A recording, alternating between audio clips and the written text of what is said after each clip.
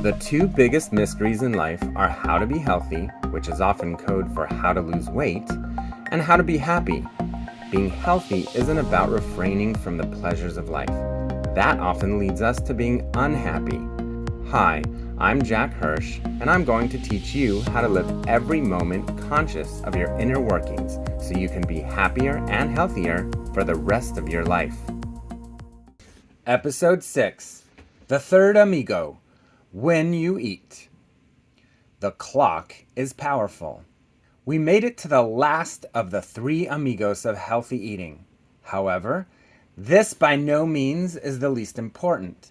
Each one is important in and of itself, but together is where the real powerful results come from. So let's dig into the last one so you can start using them all together. The third amigo is called the clock is powerful because the time of day we eat can actually have a significant impact on our weight loss results. You're probably wondering why it matters when you eat if you're consuming the same number of calories each day. Why does it matter if I eat 2,000 calories when I wake up or 2,000 calories right before I go to sleep? It's the same amount of calories. Well, yes, from the consumption side of things, you are consuming the same amount per day. But remember that a lot of what we have discussed so far has to do with allowing our bodies to burn calories in an efficient way in order to keep our burning greater than our storage of fat and calories. Because as long as we are burning more than storing, we are losing weight.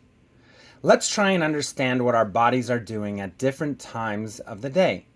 To start, our metabolism plays an important role in fat burning because our metabolism is what facilitates the various levels of our body's activity to keep our bodies functioning.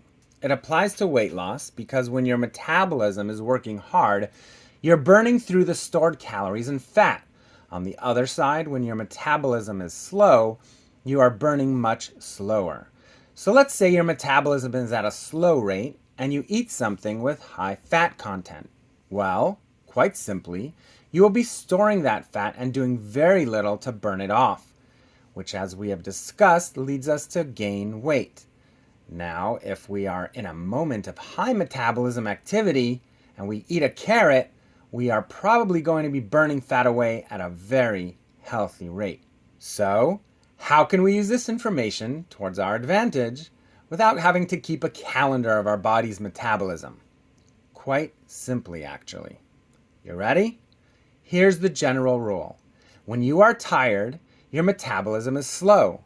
And when you are awake and energized, your metabolism is faster. To put it simply, as bedtime approaches, your metabolism is slowing down. And when you wake up as your day gets going, it starts to speed up. Based on this basic knowledge, when do you think you should not be eating?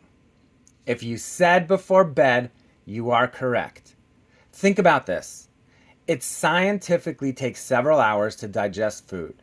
So if you were to eat an hour or two before bed and your metabolism comes to a super slow rate when you're sleeping, then where's that food all sitting while you're sleeping? It's certainly not being processed at the speeds while you're awake and can also cause your sleep to be affected because your body now has to digest food. Being tired is not good at all in the weight loss process, as we will discuss later in the podcast called Sleep Gives You Superpowers.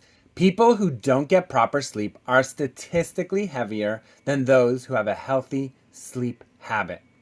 Another reason eating late is bad is because we often snack before bed. And if we do that, what healthy choices of snack are we usually eating while we're unwinding to our shows and movies? Not good ones.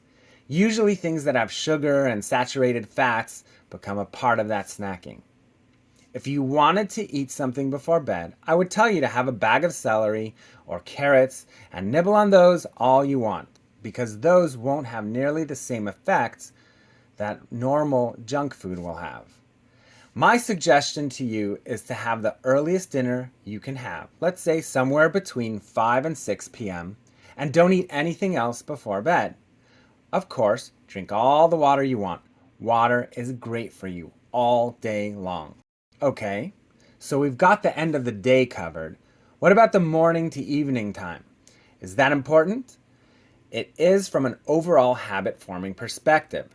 Let's say you have a really big breakfast and you aren't hungry for lunch. Well, you are either going to snack a lot until dinner, or you are going to have a really big dinner. Neither of those are good choices.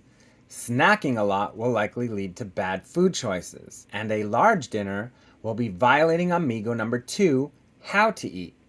So ideally, you want to have a healthy, moderate breakfast, so you are hungry for lunch, but not too hungry that you need to snack to make it to lunch. Then have a nice lunch that holds you off until dinner, and then a nice moderate healthy portion of dinner to get you through breakfast.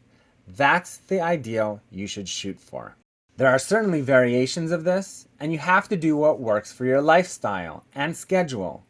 One variation of this is that there are some people who aren't breakfast people, so they skip breakfast altogether or have something small like a yogurt or some fruit or a protein shake to ensure they make it to lunch without risking the unhealthy snacking syndrome. In some aggressive weight loss goals, there are those who will implement the intermittent fasting idea, which I like to call being healthy, because it's not really fasting, it's just having healthy eating habits. Essentially, they follow the rule of Amigo number 3 and eat being very aware of the clock we just discussed. They are essentially eating an early dinner and not eating until 10 a.m. or so, and will have a light breakfast to make it to lunch or skip lunch altogether and make it to dinner. The idea is that they are eating only during high metabolism hours and at the same time removing one meal from their day. I happen to really like this if you can do it, but I don't know how long it lasts for most people because the nagging snack devil will be waiting for you the moment you're hungry and pounce to get you to eat those unhealthy snacks. So I like the idea to kickstart your weight loss goals, but you have to be very strong about not eating unhealthy during this process, and you'll definitely see and feel amazing results within days. And then you can choose to move to a more sustainable, permanent eating schedule or habit.